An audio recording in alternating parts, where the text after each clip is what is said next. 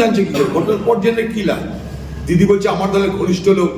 আরে এই বহরমপুর শহরে সত্যেন চৌধুরী খুন হয়েছে, এই বহরমপুর শহরে প্রদীপ দত্ত খুন হয়েছে। কেউ ধরা পড়েছে?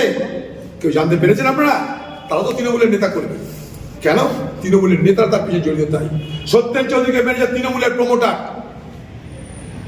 ওপারে প্রদীপ দত্তকে মেরেছে তৃণমূলের প্রমোটার। চ্যালেঞ্জ করুন, আমার কাছে পুলিশ পাঠান, আমি সব ডিটেলসে বলে দেবো। তাদের ক্ষমতা আছে আপনার? এইভাবেই তো বাংলা একের পর এক খুন হচ্ছে। প্রমোটার রাজ সব খুনের পিছনে আছে, এই সমস্ত খুনের প্রমোটার রাজ আছে। আপনি ঘরের মধ্যে খুঁজুন, বাইরে খুঁজে লাভ নেই। বিহার থেকে ঝাড়খণ্ড থেকে টাকা না দিলে কেউ আসে না। টাকা দেওয়ার ক্ষমতা কাদের আছে? পশ্চিমবঙ্গে যারা তৃণমূলের বড় বড় কর্তা, বড় বড় মাফিয়া, নোট খরচ করার ক্ষমতা তাদের আছে।